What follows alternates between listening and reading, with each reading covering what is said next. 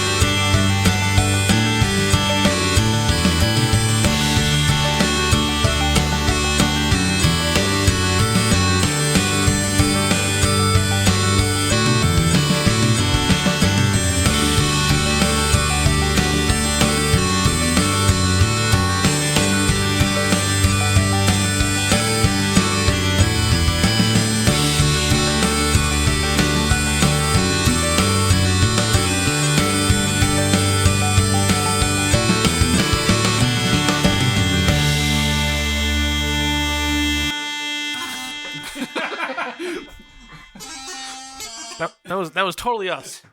We definitely played that. Hello, Andy, you gotta teach me how to do that move. Which one? That move from that tune. Oh, absolutely. I'll definitely yeah. show you how to do that one little embellishment there. The fucking brand new one. Yeah, I'd like to see you do it too. Hello, hello everyone. Welcome to episode 150, or depending on our edit schedule, 147 of the Chatterite Podcast. My name is Josh. With me, as always, is my bearded co-host, Mr. Andy Fusco. That's me. And if you didn't know, I'm here to let you know that this will be explicit. So you have 5 seconds to go listen to something else. I would recommend the Droning On podcast. Can we also warn them that it will also be boring as well as explicit? It's harsh. It's harsh, man. But you got 5 seconds. That's 5, 4, 3, 2, 1. Fuck! For fuck's sake. You can review the show on iTunes, Podbean, Stitcher, Spotify, etc. You can send us emails and voicemails to be played on air. Like us on Facebook, Instagram, Twitter, Snapchat, and maybe in real life even. Check out the Chanarant store at chanarant.com. And last but not least, invite your friends. This episode of the Chanarant Podcast is brought to you by our lovely patrons at patreon.com/Chanarant. Get discounts on merch, get updates when episodes are going live, and, just the occasional odd tidbit like Andy's ass tattoo or him playing Highland Wedding in a Gimp mask, and who knows what else. The last 4 hours of the Legion of Piping Podcasts episode, maybe? Yeah. Or like last week, you get to watch us get shocked for charity. Yeah, I'm about to say a billion. A billion times. Billion times. Mr. Fusco. Yes, sir. You know what really fucking grinds my gears?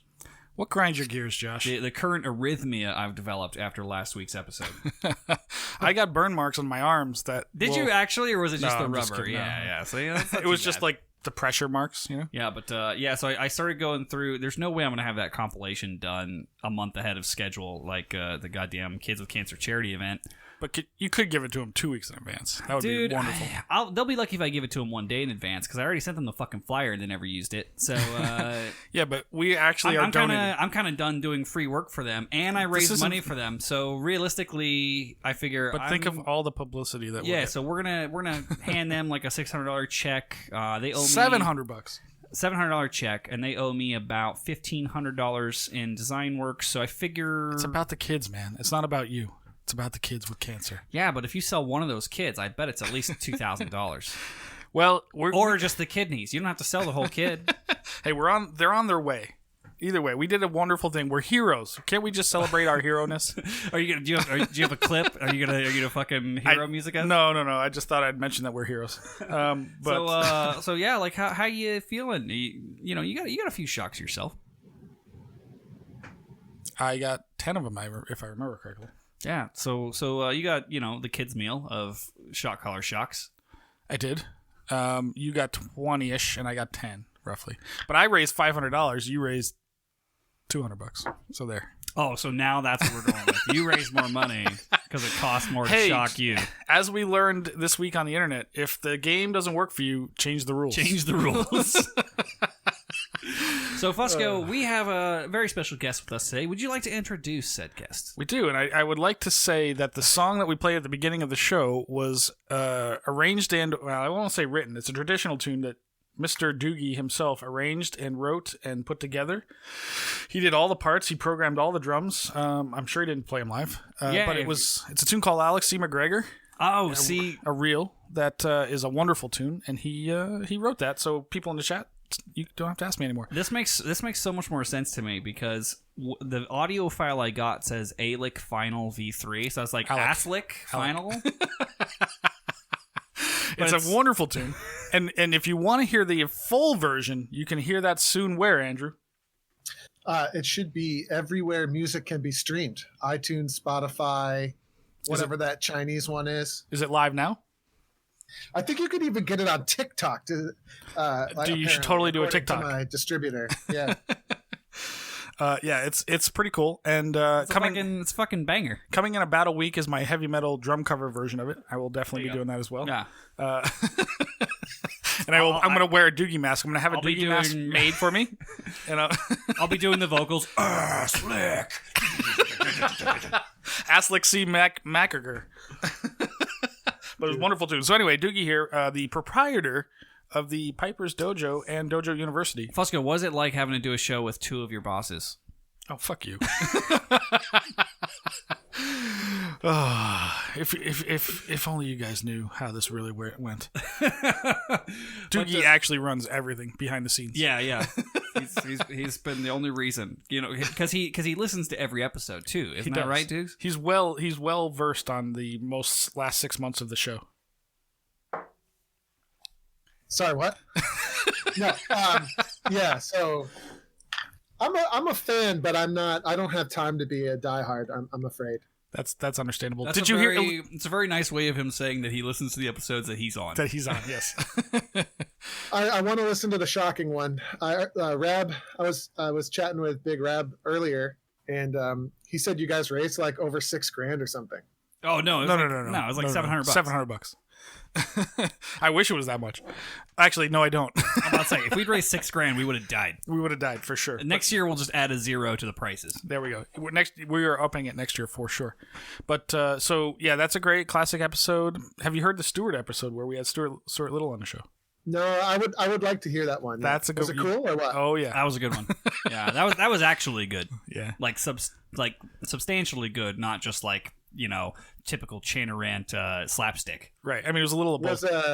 Did you get him out of his shell at all? Or yeah.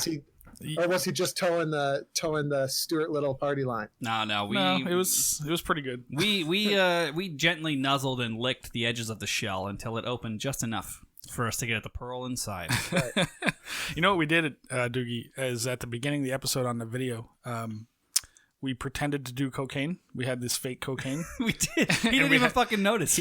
If he noticed, he didn't say anything. But we were like, all right. So like, I put it on a mirror. It was this fake stuff, and I did it. And I hit it to Josh. Yeah, it's like right before we went live, powder, right? Yeah. It's like when you do. We talked about this a couple of right after, but yeah, it's he like you do vitamin B powder, right? When you're doing like movie or TV set fake cocaine, right? Because you can snort it if you want, and it's not going to hurt you. It doesn't really hurt. And you can like scoop it into the thing, and it's not going to hurt you because it's not going into you. But yeah, so we had this whole bit with like right before we go on, we like rail lines of fake cocaine without saying anything to Stuart. Not a word, just do it and then go and see what he would do. And he did not react at all. Either way, it's funny because it's funny if he didn't notice, and it's funny if he just like saw that and was just like, I'm not going to even comment. Like. But this is the kind of entertainment you get here at the Chanarant Podcast. For $5 a month, patreon.com. No. Stupid shit, like shocking ourselves, putting Tiger Balm on our balls, and practical joking Stuart Little with fake cocaine. I don't know. You guys are in a really unique position to just do stuff like that without having to worry about your careers being ruined or not being able to feed your children. This is true. Well, I'm about to be in a position where my career could be ruined, but yeah, they're going to do a background check on you. 100%. Yeah. But this is why I guess this is why you have me under the wing of the Dojo University. Is I'm that crazy guy on the side that gets away with shit, but still, plausible deniability, right? Like, yeah. It's like it's not me. He's an independent contractor. I have no control. He can always use Fusco to test the waters and then just write him off. Right, exactly. And you can just throw me out at any time. It is Fusco does in some ways represent some of the things I sometimes wish I could say, but I totally can't. Well, that's kind of the whole show. Like the whole show is like, man, I wish I could tell so and so to go fuck off. Right. Exactly. But we can, for the vast majority of the piping world, I don't feel like they realize that they could tell so and so to go fuck off because they have a real job, so they don't have to worry about it. This is why the Pipers Dojo secretly sponsors us thousands of dollars every month. That's why we can say stupid shit. That's why we're rolling in cash. We say that Andrew just slips us a piece of paper. This is what I want you to say this month. Yeah. This is the people I want you to piss off, and here's $1,000. This is how you get Doogie to fucking I'm going through a tunnel, guys. Sorry. Yep. Blank. There he goes. Oh well. So real quick, let's get through some of the bullshit, and then because we had a lot of stuff to talk about with Doogie because we haven't seen him in a while. So we have this email, and I actually hadn't seen it, Fusco. So do you want to introduce this email we got? Sure. It was in response to the Cobra episode back in December, where a gentleman we know by the name of Tyler from Utah, who we met at Winter Storm, which I have I have footage of our Winter Storm adventures that never saw the light of day of us getting... That should be probably burned, of us getting shit-faced and doing flippy dick in the fucking hotel room. Yeah, because we were so... And they weren't drunk. Who was? Oh, those two. Yeah. Tyler was one of the kids. He was, yeah. Like, we had two people with us, and we're just, like, hanging out shooting the shit, and they weren't drinking. They weren't doing anything raw. And like, they're from Utah. They don't do shit. And we were just, like, shithoused at Winter Storm, teaching them how to play flippy dick in the hotel room, which, for those of you who don't know, flippy dick is where you take the suction cup dildo, and you try to see who can stick it on the hotel room door, like, from the furthest back. Right. So, like, you start at, like, 1 foot, maybe, and then you slowly work back, and the first person to get it from all the way in the back of the room wins. Right. They win flippy dick. Or whoever gets the longest throw. Yeah. It's like throwing knife, but it's a rubber penis. It's just like whoever has the longest dick wins. It's a similar concept. We'll post instructions to the channel on YouTube of how to play flippy dick. We'll get there. You will need a suction cup dildo, and preferably a metal door. Yeah, something heavy. So Anyway, Tyler says, "Hey boys, love the episode this week with Cobra, which was like 2 months ago. Like forever ago, yeah. Was wondering why you boys never talk about drummers." Because they're cunts. Yeah, nobody cares. End of email. After listening to this week's conversation, couldn't help but think the only thing yours is missing is a dedicated drummer to lead your corps. I'm not that far away as I abide in the holy state of Utah. If yours ever wanted some help or hell maybe, even someone to come play with you, let me know, boys. Cheers. Fucking hired. We do need more drummers. However, we do have somebody that already leads, but I'm gonna contact him and see that's a great what the idea. options are. And it's not that far, so that'd be good fun. Yeah, absolutely. And he might drag along a tenor in the process. Dude, I shit on drummers all the time, but unfortunately we need them. It's not even that I need them. I miss them. I liked having drummers. Did you know Doogie has a built-in drummer wherever he goes?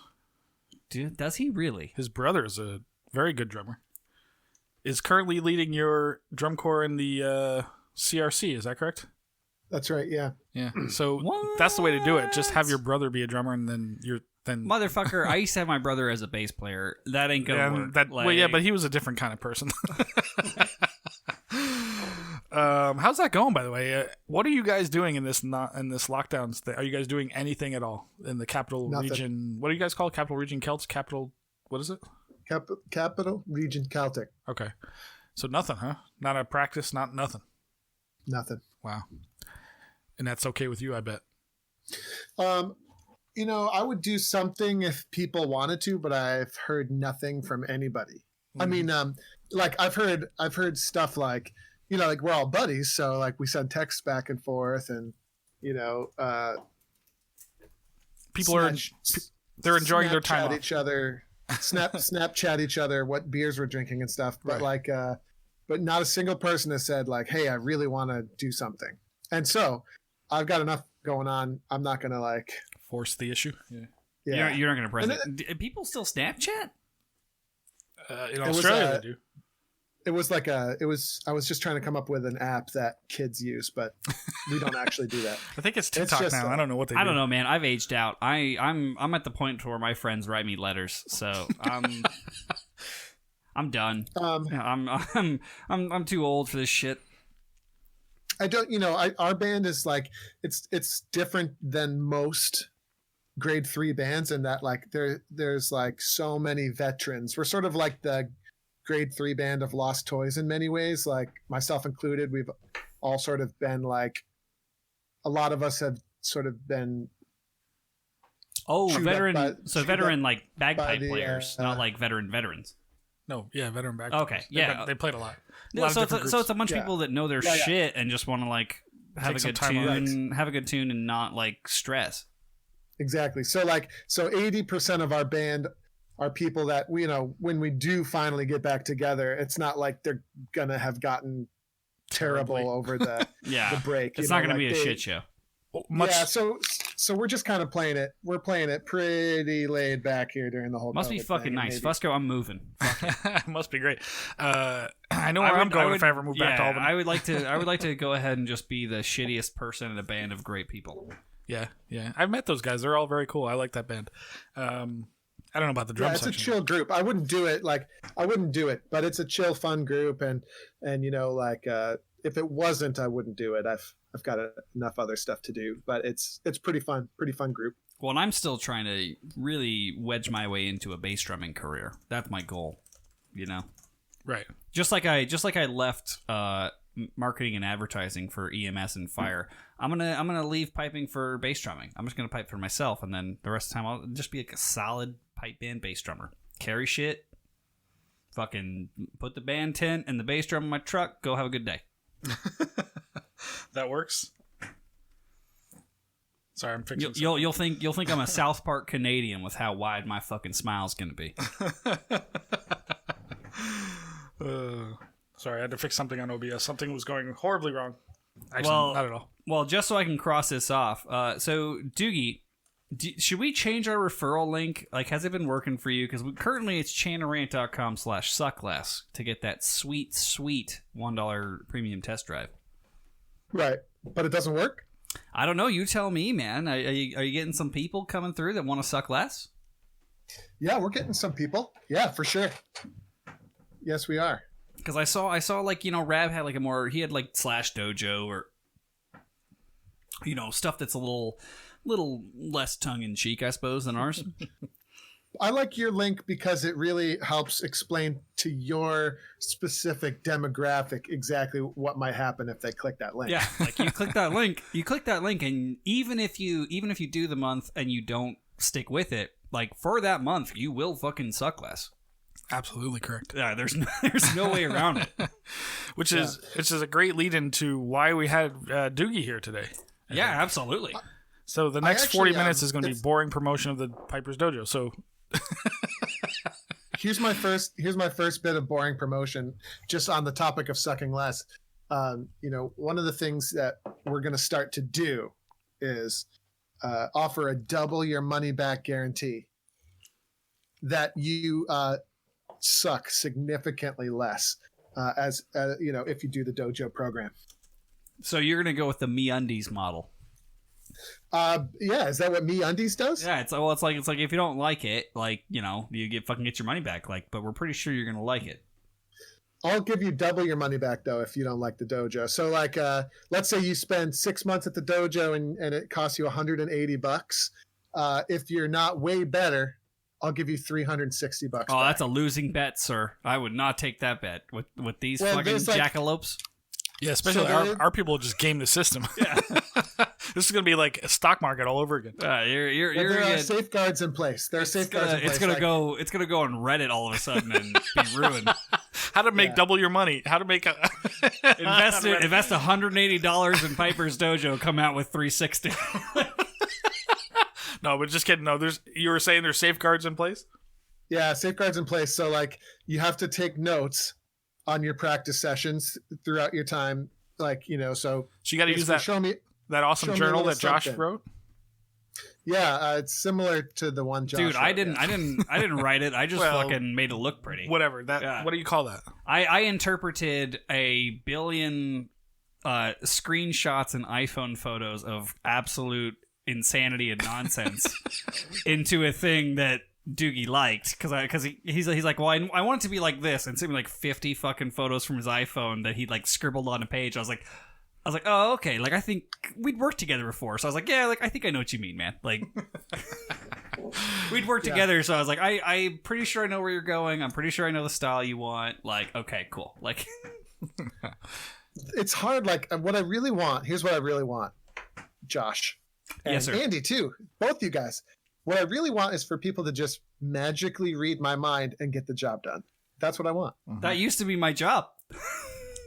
And it really irritates me when people don't just do that.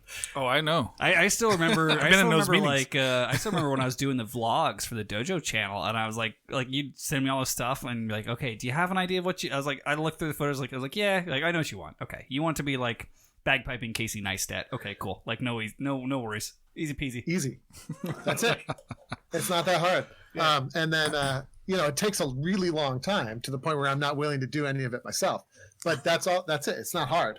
Right. It just takes a while. The best part. In all seriousness, though, I mean, Josh is great at what he does. I just can't always afford his rates. That's true. It is not a multi-million-dollar business. I would I would also argue that more importantly, like, and you know, granted, I might be talking myself out of a fucking gig here, but as much as I love doing the vlogs and as fun as they were and as cool as they were, like, that doesn't have a really big turnaround for Dojo U. Like, that's not really converting at the rate that you're getting that shit done. There was a time where that kind of content, I think, really was converting heavily, but I think we're way past that now. I mean, smaller, less produced stuff is always going to win the media landscape right now. Yeah, I have a lot of thoughts on that. I mean, I think that when you look at successful vlogs, you know, you need huge volume, and then it can convert nicely for you. Like, you look at your Gary V's and your Casey Neistat. I mean, you know, but in the bagpipe world, there's just not enough people. That's the issue. It's too niche of an audience. Yeah. Because like we have the same thing we're talking about when we talk about our audience. It's too niche. Yeah. If we captured the entire bagpipe community audience, right? That's still not very much people. Maybe 20,000 people in the world, maybe. Yeah. like that's still not going to build a fucking empire. Which actually brings which is why we're starting our new show, just the Chan Around video game stream. Yeah, Josh and Andy talk about stuff that's more accessible to normal people. Yeah, we're going to do a whole thing. We're going to talk about pop culture, because why not? But this brings on a question that one of the... I've got 6 episodes of fucking ripping on Justice League ready to go. Oh, Jesus, who cares? It's over, man. It's never over. It could have been good. So I have a question from the audience, which relates to what we're talking about here, Andrew. And Joe Brady wants to know, what happened to the... You had a plan to create 10,000 pipers. Yes. Is that on the back burner? Is that still a thought in your head? Tell us about that and what your thoughts were on that. It is... And that was the U.S., I think, right? It wasn't just the world. It is still in the pipeline, but it's definitely backburnered. Okay. It's tough to create 10,000 new pipers during a global pandemic. Oh, is that what really happened here? So tell us... it's definitely... I mean, like, what were we talking about doing? We were talking about empowering bands... around the world to, onboard tons and tons of beginners. And like, could you do that via Zoom? Well, maybe, but not really. Yeah, it's way less exciting. There's nothing for the new people to like really get excited about. There's no, no, I get that. But it's, hey, maybe when we get out of all this push will come back. But it leads into, you pivoted into a new system, the freedom phase process and all that goes along with that. Can you give me a baseline of what this is? This new sort of a new dojo sort of philosophy, if you will? Yeah, like why do you fucking poor bagpipers give a shit? Like like you. There's a lot of not poor bagpipers too, you know. Yeah, but like I find it's we get the best responses out of Doogie when he's like, "No, this is why you fucking need this." Even if you're, paying fucking $40 a week to some other asshole, like, this is why you need this. Like, don't just say, hey, couch players. Let's go with like, hey, dude, like, I know everything sucks, but this is the best fucking option. Go, pitch it. I just want to know what it is. Briefed, like, Fusky, were you saying you already talked to them a little bit about this? Talk to them, meaning like our audience? Chain people? Yes. The brethren? A little bit, yes. Briefly, yeah. So like, okay, I wouldn't say we pivoted so much as certain pieces of the puzzle have fallen into place for sure. Okay. And yeah, like the first Bagpipe Freedom Intensive we did, which is what I was reading earlier while you guys were when we were boring the audience. Well, the first one we did, it became abundantly clear that that it proved the concept, okay, which is that, so a lot of the stuff that we've done at the dojo over the years, things some people might have heard of, like ALAP ASAP, 4 questions of bagpipe maintenance, 6 steps of the bagpipe tuning cycle, the bagpipe tree of sound. Yep, absolutely. Oh, wait till I pitch the bagpipe primary assessment. That's our thing, man. Don't give it to him. Wait, what was that, Josh? Don't worry about it. Joe Brady already stole it. Don't worry about it. Hang on. Yeah, hang on. It's all right. We already make really good money off Joe Brady's ideas. So. Absolutely. But he said we could, I swear. Oh, I believe. So So anyway, it's basically all that stuff has now been put together in what we call the bagpipe freedom process, which is a 5-step process of, it depends how you look at it. It could be a 5-step process of learning the bagpipes. It could be a 5-step process of sort of rebooting yourself as a bagpiper. And it could also be a 5-step process of forcing yourself to realize that you're a massive fucking spanker that can't actually play. That is our audience, exactly. Yeah, there you go. No, you know what I mean, though. Like, if Absolutely. you've been on the forums on Facebook, there's a lot of people who are like, simplifying tunes is for losers, and no one would ever do that. And you're not cool like me unless you just always play with all the embellishments. Correct. And those are the people who I guarantee you would get stuck on phase 1 and not be able to get through without some serious freaking like time looking in the mirror at what they're able to do. Anyway, sorry, the rage just kind of Guaranteed. Bring the hate. We love the hate. Bring it. Fear leads to anger. It's the decaf Earl Grey, you guys. No, you're absolutely right about that, though. Like the mass, the base, but then again, that's your audience, right? Isn't the low? How do I want to say this politically? The less experienced player is the most common player, which is exactly the audience you want to speak to, right? Beginners and intermediates. And in the bagpipe world, intermediates is just a name for beginners who have been doing it for a long time. Right, exactly. You know, I'm being a little sarcastic there, but like, fuck, dude, at this point, there's intermediates and then there's actual intermediates, like, but usually in the bagpipe world, 9 times out of 10, an intermediate is someone who just has been playing so long that it really hurts their ego to still refer to themselves as a beginner. Correct. And anyway, let's not dwell on this. The process that we've been using now at the dojo, which is now, it's baked right into because you do the evaluations. It's baked right into the structure of the website now, and it's really, really cool. Like, just to toot our own horn, you log into Dojo now, and it's abundantly clear exactly what you can do today to DF yourself. or yeah, F yourself just a little less. Yeah, to un-F yourself, if you will. It's really cool. I mean, like, it's so cool to see, like, the people. It's cool to see the people who are buying into the program. It's really, really neat. So I'm curious as to the first bagpiping freedom intensive.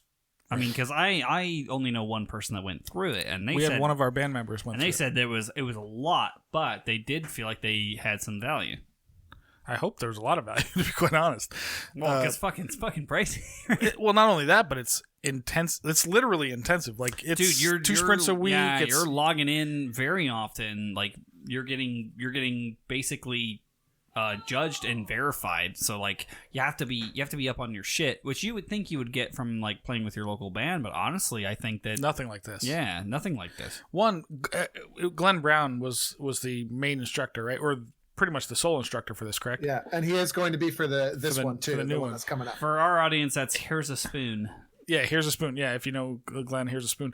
But I've sat through Glenn's classes, and this guy's no fucking joke, man. Like, he tells you how it is, and without any care how you feel about it. Like, which I love about him. He's not mean by any means. He's just very direct. And I've heard that he gets this from his mother, probably. Maybe Andrew could speak to that if you feel like it. But she was very direct person. Gail is also very direct. Yes. Yeah, not in a mean way. Just nope. That's not it. Nope.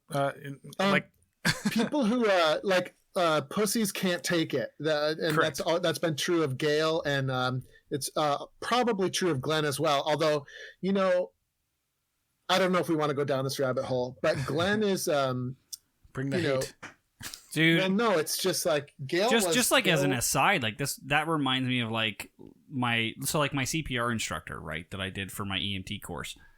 That dude would never tell you anything, would stare you down every single moment you're fucking in there, and would just fucking shit on you if you were getting it wrong. Like, sometimes that's what you need.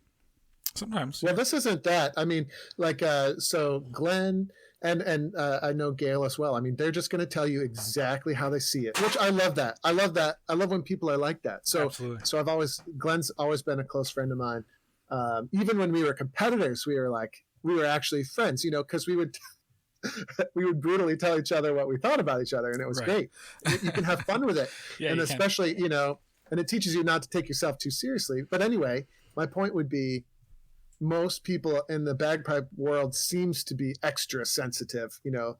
Most people, you think that's it takes practice to get used to it for most people. Do you think that's because most of them are adult learners versus, other than the UK or whatever? Yeah. And it's like people are adult learners. And then there's also a lot of people are into bagpiping because they can just play dress up and get away with it. Right. Exactly. Yeah. You know what I mean? Oh, the bagpipe cosplay. It's like bagpipe cosplay. And it's a great way to put it. Yeah. I just granted, I'm trying not to take shots at service bands right now, but that is kind of sometimes it's bagpipe cosplay. But even at the higher levels, it is, right? You got the feather in your bonnet and you're strutting around all the solo competitions, but it's more to just look cool and say you were there. For some people, I'm generalizing, and obviously there are equally as many really devoted musicians out there. I'm not trying to be a jerk. I'm just trying to say that. No, let us do that for you. I think that a lot of the bagpipe world has trouble taking criticism because they don't want to admit what's really going on here, which is to an extent they're in it for the wrong reasons. Anyway. Or they're in it for a very short-term reason. Well, what about the other side of the coin that are musicians too hard on each other and or themselves as well? Especially piping it. And I only know that because this is the world I'm in. But I had some experience in that in the high school and college years where musicians are horrible to each other, generally speaking. Yeah. So that... what are we dealing with here? Maybe so sometimes people are like, oh, the dojo's too strict, I'm not looking for perfection, blah blah blah. I've heard things of this nature. You wouldn't hear this, but I get these things from time to time. I'm like, well, okay, then maybe we're just not right for you because we're not looking for perfection, we want you to improve. But you should always strive to be better at the very least. But if you shoot for here, maybe you'll get here, hopefully. But you got to shoot for here, right? Or what? I mean, I don't know. That, there's a reason you pick the people you pick for your instructors. Glenn has a very specific level of what he wants out of his students, right? It doesn't seem to turn them off, at least in what I've witnessed. Maybe certain people it would, but what? Tell me about your philosophy of. If somebody came to you and said, the dojo's too strict, we want too much, you want too much out of us, how would you respond to that? Well, first of all, I would try to make them actually explain themselves, because usually there's some stuff in there that's not actually true, that they maybe have just heard and they haven't actually given it a try themselves. What if it's an actual student? Yeah, sorry, I didn't hear what you said there. I said, what if it was an actual student? One that actually came to class? Mm-hmm. They don't say that. I mean, not to me. They do said it to me. To Carl. They do sometimes to you and Carl, right? They're yes. They're afraid to say it to you. Yeah, that's right. It's really funny, but it's just it just is what it is. That what the dojo is all about is, if you want to actually play the bagpipes for the purposes of, becoming a better and better musician, right? That's what we're all about. And if you're not about that, then it's not necessarily a bad fit. You can still get a ton out of the dojo. There's a lot of dojo members that they love the fact that we have tons and tons of tune lessons in the archive, and they just like to go fiddle around with tunes. Right. And we never see them in any live classes. And, it's not to say that it's a bad fit. It's just maybe not 100% the best fit. For us, 100% the best fit is beginner or an intermediate that wants to become intermediate to advanced. Okay. Yeah, that makes sense. That's what it is. And I don't understand why everyone wouldn't want to do that, but it's true. Everyone doesn't necessarily want to do that. I struggle with that myself because I'm not going to give you too much, but I've received something recently where I was taken aback by the email that I received about this exact topic, where I'm like, I don't know exactly how to respond to this, because I'm like, similar to you. Like for me, I don't take offense. Like I'm not that great of a player. I'm an average grade 2 player, whatever. But I look to the greats, because that's not that I ever think I'm going to be Stuart Little or even an Andrew Douglas, but I still look to that as my. Whoa. What do you mean, even an Andrew Douglas? Come on, there's a clear difference, but but you know what I mean. Like, I still look to those people because it's still amazing to want. I still want to be that. I may never get there, but I want to be that. So the people that don't think that way, like when I was first starting, when I discovered Jack Lee or whoever it was, like the first early guys that were like, man, that's so good. I knew it was good, and I knew I wanted to be that, even though I knew I would never be that. So the people that struggle with the motivation of, I just want to be a band player, I want to kind of sound decent, and like, I don't know how to respond to those people, because for me, I don't think that way at all. Literally, I was walking to my car, I was dragging my pipes behind me, and I'm thinking this through in my head, like, that is not the kind of person I am. I don't even know how to think like that.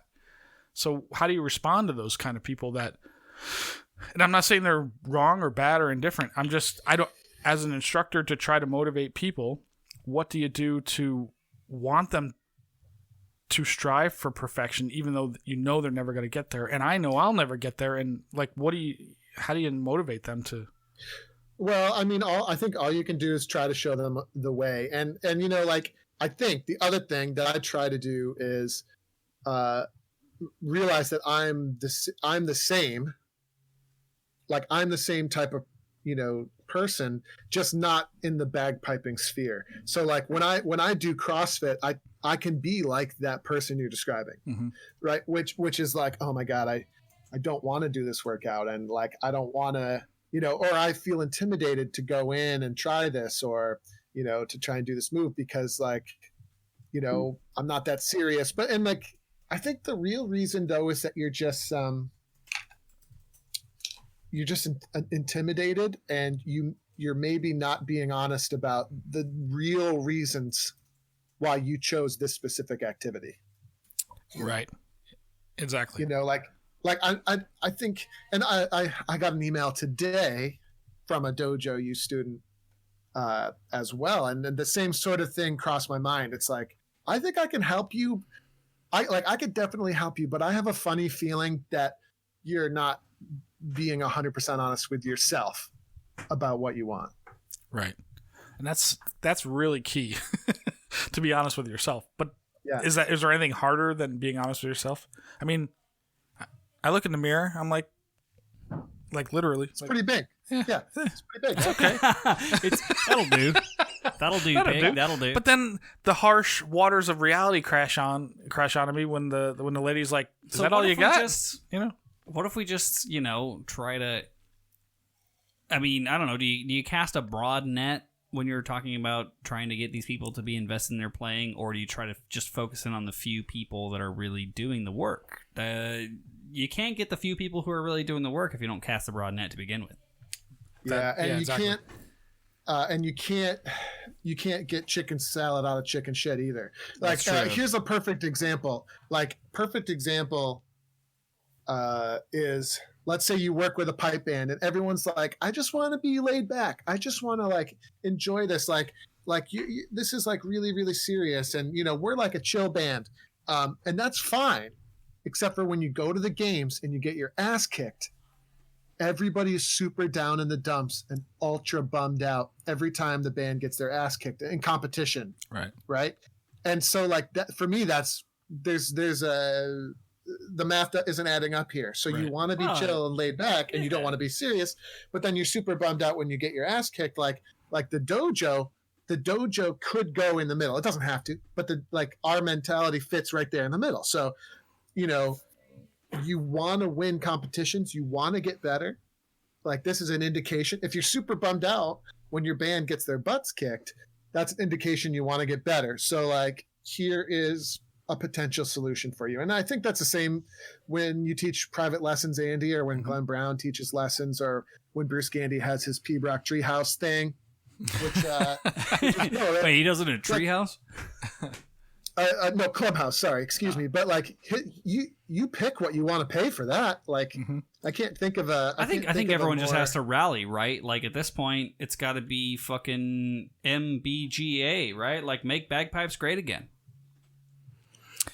Not everybody wants to do that though. I think, and like, so people. For example, if you went to for example, my band does not want to do that. Like me. For example, if you went to makebagpipesgreatagain.com, you might be able to get a $1 off your Dojo Premium. You're gonna make him type that whole thing, Mike.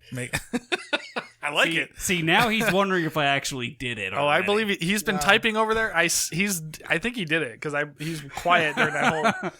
Well, you guys were talking. No, go make yourself useful. Go for it. I'm smiling because I've thought of this before. I can't go there. This is what we were talking about earlier. I have children to feed, but I was thinking for a long time. I was thinking about a red hat that said, "Make American bagpiping great." I would. This would not offend me, and I am a staunch liberal. I love the idea. And I never went for it because, but for me, it's like, you got "Make America Great Again," suggesting that it was once great, and I would want to make a hat that just says "Make American Bagpiping Great." Right? Yeah. Finally, like we should be, like we deserve to be. Absolutely. Like we don't deserve to be, but deserve. You can earn it. Yeah. If you don't deserve it, you earn it. Yeah. But America obviously has the talent. We're the best in almost everything in the world other than bagpipes. Ooh, I'm not sure about that. Baseball, football. Other than soccer. But I believe that American piping should be great. I think American piping has to find its voice. I think we've got to figure out what we have to contribute that's special, and I think it's there. I think there are people doing amazing work in this field, like Joe Brady and the Wasatch program and the kids in Houston. Like Houston and and Dunedin. Yeah, Dunedin, the Keith Highlanders in Seattle. There's a lot there's lots of great programs out there that are like why not? And what I love about what brings Joe Brady and the Wasatches to mind is they've developed their way of doing it that's really truly unique and it's working so far. Sorry, that's Lucy agreeing on this. The dog is agreeing that you're absolutely right about this. Anyway, but so the Freedom Intensive, we didn't get any details of this. You have a new one coming up in what, April, May, roughly? It starts March 27th, but the opportunity to enroll, I think, if this comes out on Wednesday, like I think we're going for, it'll be coming out today, and then and it goes fast. The first one went really fast. It did, yeah. We were sold out by the end of the week. So, but it's a 6-week program with 12 sessions with Glenn Brown built in. Right. That is precisely 8 more than any person needs. You'll be crying by 3. I would argue, but you're going to love it. We had just buy some thrift spoons. Don't use the good spoons. Bring your spoons, people. People were definitely feeling the burn. Week 2, let's say, week 1 and 2 of last week, people were like, wait, this is rough. and people were like, I'm never gonna, the best thing was I'm never gonna finish, I'm never gonna get this right, I suck. And then by week 6, people were like, please extend this, I don't want this to end. It was cool. It was a real solid boot camp in that sense. I was going to say, it's a lot like boot camp. Yeah, the first 2 weeks are really rough, and then you get in a groove, and then things start to happen, the muscles start to show up. Eventually, you adjust to suffering. That too, but also you get stronger at it. Yeah, but you also get stronger. Well, that's how you're adjusting. You're getting stronger. You're hey, all right, I know what I'm in for today. I think it does. It plays into what we were talking about. I think a lot of people or I think the solution to this problem that we're having, like the gap between wanting to have fun and wanting results, right? There's a gap there. And I think the way to solve that is to really show people the way. And like, you have to lead by example. And the Dojo U membership style approach is like very chill. It's very like laid back. You kind of do what you want. But in the Freedom Intensive, it's like, this is what we're doing. Now do this. Now do this. Now do this. And we're there like, I'm doing classes. Glenn's doing all his lessons. Carl's doing some stuff. And we're like, do this now. No, shut up. Do this. Stop whining. That kind of thing. Like I also want to take this opportunity to verbalize for legal reasons that if you want me to use a different photo, I will. Then what? For what? No, For makebagpipesgreatagain.com. makebagpipesgreat.com. Again, assumes that we were ever great, which we never were. Technically. What photo? You got the URL already. Amazing. I work fast, brother. I like it. Let me look. Solid. Oh, what happens if I click the chat button? Oh, there's a chat button? I have no idea. Yeah. This says, hi, let us know how we can help, and we'll respond shortly. I'll make sure it just automatically says, click the link, you fucking dunce. Live streams every That's weekend. pretty good. Oh, let's look at the okay, I'm going to chat. I'm going to type to you. I'll sell it to you for exactly twice what I paid for it, which will be about $22. I'm getting in on that broker market now. Yeah, get in early, man. Yeah, man. I'm gonna short your stock. So you're gonna short makebagpipesgreatagain.com stock. Yeah, exactly. Oh, so and then what does that do? Does that make your value go up or down? Shorting the stock usually makes it go down. Yeah, it's a bubble. So basically, you're intending to buy on borrowed money, and then if it goes up, sell and pay back the person you borrowed from, and keep the difference. Basically, it's a very bastardized definition. Yeah, that was a really terrible description. You're betting the stock's going to go down, so you sell it now and you buy it back later when it goes down. Well, you can also do it if you think it's going up. No, you don't short stock when you think it's going up. But it's like, all right, Fusco, I'll take $10 for makebagpipesgreatagain.com. Then, when it's down at Ben's got 7. my picture on it, so the value tanks. Exactly. Which we can get into, because my former life as a banker and a licensed stockbroker could actually help with this discussion. Well, we don't have a ton of time. Unfortunately, can I keep you guys for like 30 minutes? Because I do have a topic that I think would be interesting. I have hardcore out at 2:30. Hardcore at 2:30. Okay, that's I'm enough home time. by 3. That's enough to do this, because I wanted to talk about because we mentioned this pre-show, kind of like when we were shooting the shit, and like the stream was live, but alternative careers is how I'd like to describe it. And you both started somewhere else, somewhere very different than where you are. Oh, very true. And it's very interesting to me, and I think it might be interesting to the audience to get. And you don't have to like get into fucking nitty gritty details because we got a half hour, but like, we can start with. You want to start with Fusco or Doogie? I mean, which one? Doogie. He's the special guest. Start with him. So where did you start versus ending up being a proprietor of a online piping school?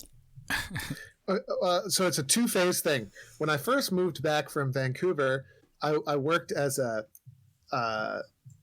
customer service phone representative for Davis Vision, for like eyeglasses insurance company. For our international audience, Specsavers. Which is what most people who major in music performance do. That's exactly freaking right, man. That's exactly right. Like, don't get that degree.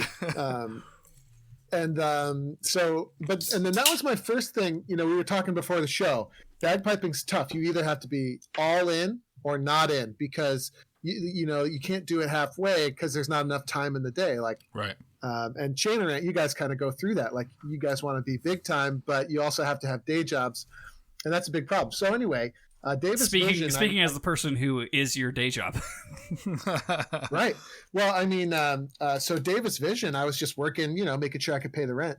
And I finally figured out I could make more teaching 2 hours a day than I could working 8 hours a day at Davis Vision. So I quit that job and I scrambled to find 10 students a week. And that, basically, and include a couple of weekend workshops. I was able to kind of string together enough at that point.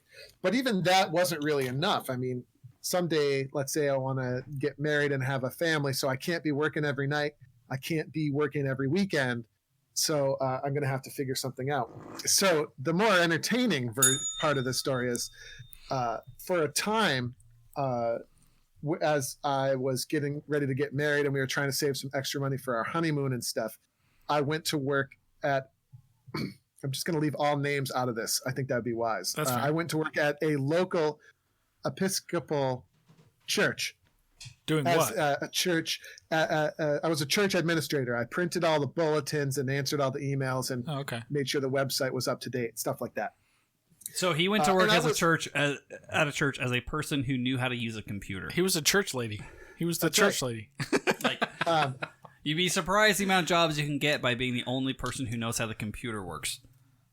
And that was basically it. And I was unpopular in this. I don't want to come across like I was some sort of great employee. I was unpopular, and I may have accidentally typoed in really embarrassing ways in the church bulletins. Like that's all true. On purpose? Or just no, accidentally. Like I think one time there was the big one. I think what put me on the way out was like I was supposed to type into the bulletin that there was a fundraiser for like a local kids homeless shelter where people should donate funky socks to help, keep the homeless kids' feet warm during the winter. Okay. But instead of funky socks, I ended up writing fucky cocks. What? Totally accidental. There's no way you did that. This does not seem on purpose. accidental. You did that on totally purpose. Accidental. No, I wasn't trying to get fired. I'm not crazy. It could have been like Freudian. It could have been maybe like this. This is why we always talk about like the most dangerous word. Like back when I used to work in PR, because you have to type public a lot. Like you find and replace public because it will autocorrect to pubic every fucking time. Right, exactly. And who knows how old this version of Microsoft Word was? It's like probably just really bad autocorrect. What year was this roughly when you were working here? Well, this was 2010. Okay, 1684. And so anyway, I think what the Methodists or the Baptists would have done is they probably would have fired me on the spot. But the Episcopals, they're like too politically correct, right? So they made you go into confessional. No, like so they didn't. I got reprimanded as I should have been. It was a terrible thing, and like it was probably not great. You fucked up pretty bad, right? But they should have just fired me. But instead, what they did is they staged a grand scheme where I went on my honeymoon in February and I had prepared all the bulletins ahead of time and I had printed them all out. And I remember this. They were stacked up like almost to the ceiling on the table in the church office, all ready to go. I had the sticky notes on the top with what dates they were and stuff. I come back from my honeymoon, and that's when the Reverend sat me down and let me know they were going to let me go because I hadn't done any of the church bulletins before I left for my honeymoon. I hadn't done any of the work that was needed. And I was like, so where did the giant stack of bulletins on the table go? And they claimed to know nothing about those. Oh. And anyway, the man they asked me to finish the next 2 weeks of working there after they threw out my bulletins in order to like have grounds to fire me or whatever. I wonder whose idea that was. Anyway, I told them, no, I won't be working. I'm good. We're done here. But then on the way home that day, I decided the more colloquial phrase is typically get fucked. Yeah. On the way home that day, I decided that it was time to go super legit with the dojo. And I started my official business plan that day. That's when your side hustle became your main hustle. That's when it was like, that was like, I just kind of felt a little bit angry about the whole situation and it fired me up. And so like, I was like, we're going to go legit. And we did that. We raised some good money and I took on a couple of partners to help me take the dojo off the ground. A little venture capital. Oh yeah, man. Yeah, I remember in a primitive sense. Sure. Yeah, but dude, that's the fucking move. Listen, anger is a hell of a drug, man. When you're trying to get revenge on the man, and you're like, you know what, fuck you, I'm gonna do it my own goddamn way. And I want to be clear. Then you're highly motivated. I want to be clear. I definitely think I deserve to be fired. I screwed up. I screwed up, and I was annoying, and I'm not particularly. Wait, religious. is the link that bad to where you have to like try to potentially get hired again at the Episcopal Church, or are we good? Well, every time I come on here, I take a risk. As an official subsidiary of the Piper's Dojo Channeran podcast, no, I'm just kidding. But in all jokes aside, like I wasn't good at that job. I'm not good. I'm really not good as an employee. Like I have to be my own boss. I learned these things in painful ways over the years, and so like that's what's taken the dojo legit, is because like this is the direction I had to go. Oh, well, I mean, Fusco still works there, so he's not going to say this, but like the thing for me was I always liked working for you because like eventually you would get into these like Rain Man modes where you would just be like like, no, I want it to be like this, like here's like the genre, here's the color, here's the mood. And I'd be like, oh, fuck yeah, okay, cool. Like it actually made my job a lot easier. Well, clear communication and definition is really important. He knew what he wanted. He fucking knew what he wanted. Like the amount of clients I work with that are like, oh, well, I kind of think that I might need an animated GIF logo. I'm like, okay, well, what have you seen that you like? Because that's usually my first question when I talk to someone. I'm like, hey, like, what is a thing that you've seen that you like that you're either trying to emulate, replicate, or improve upon? And then you go from there. But like, yeah, working with Doogie was always great because like, no, I literally like, here's my vibe, dude. And I was like, all right, I'll fuck with that. I'll fuck with that vibe. Easy. Well, here's what's ironic about Doogie is nowadays when somebody mistypes something or posts something that's not quite right, it's not even close to as bad as fucking whatever he typed in the church bulletin. He is not happy about it. Well, he lets you know. Yeah, he's not gonna make that mistake again. Let me tell you. Do you want me to read from the? Should I read? Should I do a dramatic reading of our internal Slack chat from the other night? Oh no. You should, but let me tell this story first. Once, one time, like when we record classes, we have to post the link to every class that we teach. So one time, like, what's the service we use? What does our website run on? It's not Squarespace. It's AWS, isn't it? What is it? WordPress. Oh. So WordPress is not. It's not crazy complicated, but it's not crazy easy either. But anyway, so one time it sort of switched where when we'd post a link, it would add this like bottom, like, I don't know, this weird thing to the bottom. Link preview, yeah. And it just changed out of nowhere. Just all of a sudden it started happening, right? So one day I posted this and the link preview was there. I'm like, well, I haven't heard that I shouldn't do this, so I'm just going to post it as is. And I immediately heard, do not let this go through like this. Just delete it. I'm like, I didn't know I could delete it. I just kept doing what I usually do. And I heard very clearly that I should not do that anymore. I'm like, okay, cool. If I haven't said I'm sorry about that, Andy, I am. Because, like, that one is ironic because it's 100% my fault. I'm the one who made the website update that caused that issue. It wasn't really your fault. I wasn't upset about it. I was like, well, okay. It would have been nice if I heard about it ahead of time, but okay. Well, that's also, like, one of the reasons that we all get along is because, like, could you picture other people that you could hang out with in this field that are as fucking anal retentive as the three of us? Like... No. Well, there's probably some. I've heard Glenn. Like I'm the fucking, like, I'm probably the most cavalier of this group, and still, like, I hate when a fucking font is off. Like, I've heard about it. It freaks me out. Yeah. No, you're right about that. I'm very much done is better than perfect, but it's not what you think. It's not because I don't care that it's perfect or not. It's just that you should also know. You should also know what the guidelines are. That you should be play on this hockey. Play in this hockey rink. Like that's a space I'm giving you. Fucking do it. But you were gonna read from the Slack. You had some sort of something funny to say. Yeah. So our Slack, like, our internal Slack, it's active. Like, you have stuff like, anybody know who XX is? he hasn't cashed his tuning clinic refund check issued in September. That's something you might see in the dojo Slack. That was definitely me. I will take that check. Or sometimes you get, can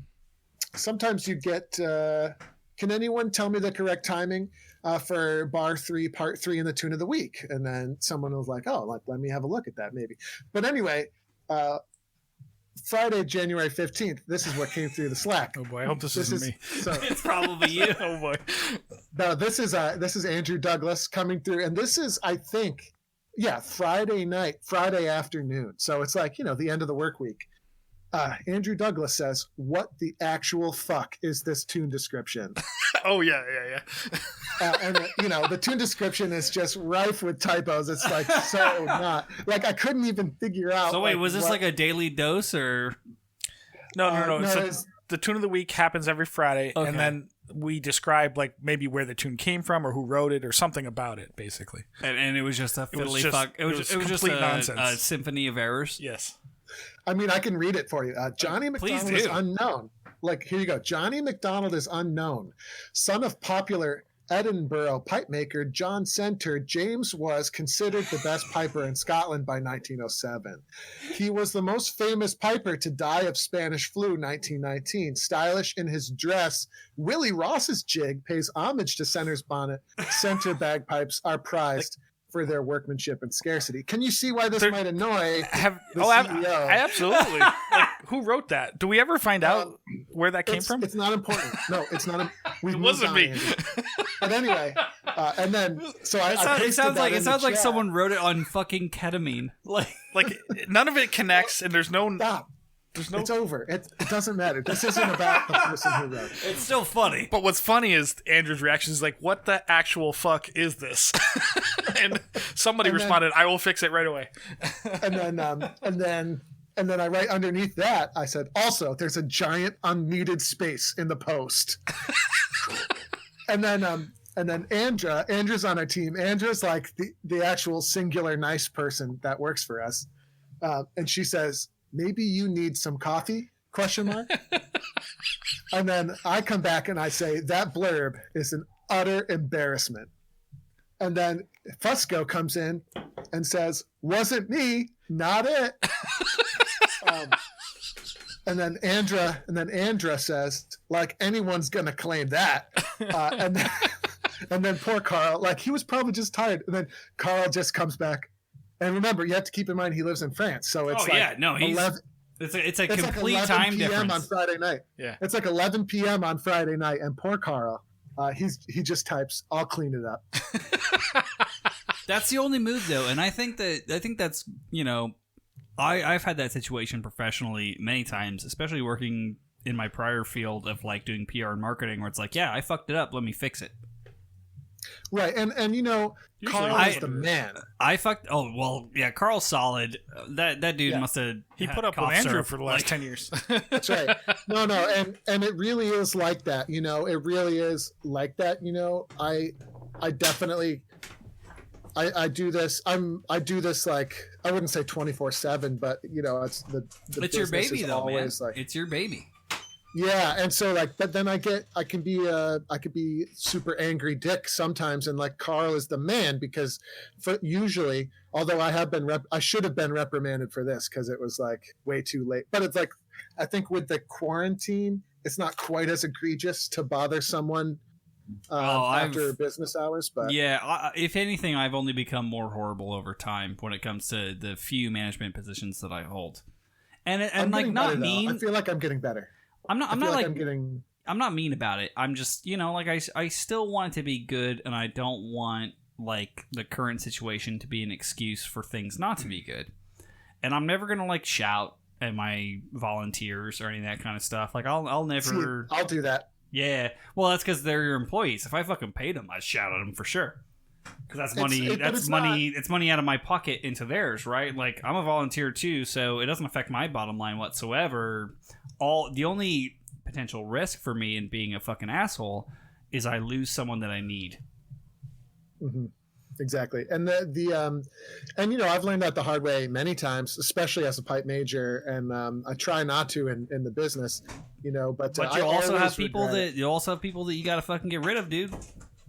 Yeah. Oh, well, these are not like at this point at the dojo we have, with the exception of Fusco. I mean, yeah, but say you guys have an exceptional team with the exception of Fusco. Oh, come on. That's right. But my team, you know, fuck, dude. It's so weird to talk about, like, yeah, like, I've fired volunteers before, which is crazy to think about because, like, they're a person that's willing to give up their time for the greater good. But it's like, dude, honestly, at this point, the only value you can bring to the event is buying a ticket. And that's not, you know, I try to be as nice about it as I possibly can. Aside from the Las Vegas Pipe Band, it's very rare that I raise my voice. How did we end up on this topic? Because I got to go probably in a couple minutes. We got to go very quickly. So we ended up on this topic because we were talking about the basically alternative career paths. Yeah, how you got fired. You got fired. You made a business. Yeah. So Fusco, you spent an entire career being miserable in banking, and then basically de-aged yourself 10 years by being a full-time bagpiper. I think you should talk about that a bit as well. Well, finance and banking. I did financial analysis. Then I went to work for a bank. Is it weird that you look younger now than when I met you? No, because that was the worst. Like, I got my stockbroker license. I was Series 7 qualified, if you will, or whatever, and I did all of that stuff. And then, and I was doing bagpiping on the side, you know, 'cause like we all were. We would take gigs here and there, and we would teach here and there because the band asked us to or whatever. But I was absolutely miserable. I hated it. And that's what I went to college for. It wasn't like I had a degree in bagpipe performance. Like Doogie over here. Yeah, dude. But no, it was miserable. So then I got fired in the recession of 2008, you know, and it didn't happen until 2010. But, and I didn't know what to do. So then I was already teaching and I was already kind of playing. And then I just started focused on it because I'm like, well, what else am I going to do? I don't know what else to do. I don't want to go back to that because that sucked. I don't want to do that anymore. And so, and things, you know, way leads upon way, I suppose. But so I started focusing on teaching and playing more. And then it, you know, opportunities open up because you're open to those opportunities, I suppose, which is kind of like what he's talking about, where he kind of had this thing going, but it opened up into, hey, now I can focus on this. You know, I'm at the bottom. What else? I mean, there's only up, right? At that point, right? You're like, all right, I'm going to put this dojo thing together. I'm going to put my Las Vegas bagpiper thing together, whatever it was. And then, you know, things come together as they do. But yeah, I mean, I can just say that, like, because I've known you for a very fucking long time. Yeah. When I say that you've de-aged, I mean it. Like, it's like watching someone who is, like, potentially gonna, or it was getting close. I remember the end days, like right before I got canned, like literally dreading going to work. Yeah, like getting up in the morning was dreadful. Like getting fired was the best thing that ever happened to you, and then like you started just like really focusing in on music. Not just, and you know, you talked about bagpiping, teaching gigs, all that kind of stuff, but I think that it's more than that. I think it's you focused in on music. Wholly, like you were playing drums in bands and shit like that, and That's like, true. Dude, I thought for sure because I was out of town, right? So I lived in Reno at this time, and I was like, oh, like my friend's gonna fucking Kill himself. He's gonna start a Glock here. I don't know if I'd ever get to that point, but maybe. But no, dude, like it's crazy to me because you're like 56 years old now, and 44, and you look amazing. For being 56, 60 years old. I think it could all be wrapped up in a tidy little bow here, and I think, you know, that hey, usually I do that, but I'll tell you what, man, Doogie, wrap it for me because we all have shit to do tonight. It's what bagpipe freedom is all about. Is how I'm gonna wrap this up. You're gonna wrap it with an ad read, you dick. Go for it. So like, you know, a lot of people when they pick up their instrument, it's so freaking hard and they don't know how to work it right that it's a chore every time they pick up the bagpipes, right? And it actually kind of sucks. And then like they only want to play in their parade band because A, no one will ever hear them play, and B, it's safe. No one will ever call them out for it. But that's like the equivalent of Fusco dreading waking up and going to his own vocation, right? Like, so you know what I mean? Like, you shouldn't dread going to work in the morning. It's the same reason we started the dojo. It should be. He pivoted. That's really good. Even if you don't like the dojo style because it's like too intense for you, which is like really weird. But anyway, like, I think that's weird, but maybe that's a thing. But like, regardless, you owe yourself that much for this hobby that you're participating in, for it to be special and for you to actually look forward to it every day. Stuart Little looks forward to playing his pipes. Absolutely. It's not a chore for him. Correct. Willie, Callum, Glenn, myself, Fusky, probably not Josh. I heard you earlier in the year. You probably could. It's a little dreadful. It hasn't gotten much better, brother. Yeah. I enjoy playing my pipes, man. But it takes time to get to that point, and you got to put effort into getting to the point where it's enjoyable. And I live for the day where my students get the reaction from an audience, meaning like just even as one person at a funeral, like, wow, I never heard pipes like that. Just to hear that one time, because that's so rare. In tone and in tune. Because they hear shit pipes so often that nobody ever says that. It's very rare. Thing that crushes me, and like the thing that I'm still trying to work on, is I'm trying to develop an appreciation for playing bagpipes just for me. Because for me, it was always a team sport. That's how I grew up in it. And without my team, it's hard.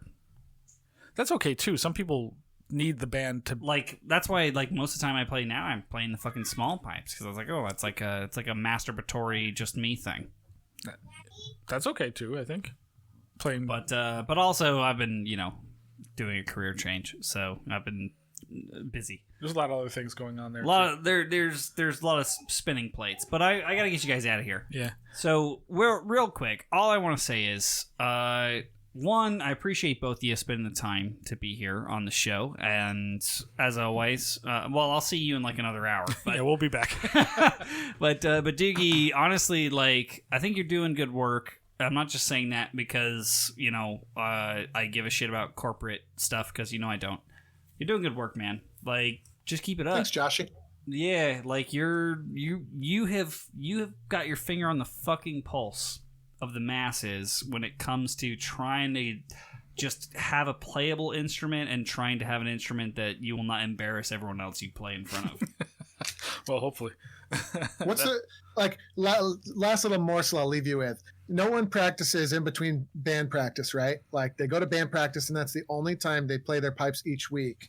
Okay. Now, it's partially maybe because people are lazy, but I think it's more than that. I think it's because they honestly don't know what to do and therefore don't enjoy playing their own bagpipes. Right. Well, I think it's more similar to, like, you do CrossFit, right? So it's more similar to going to the gym. Once you're there, you have nothing else to do but just do your workout. Right. So when it comes to pipe band shit, it's like, if you, in your case, walk through the fucking door to wherever you practice, what are you going to do? Turn around and go home? Probably not. Yeah, just get in the fucking door. That's but you need to be able to...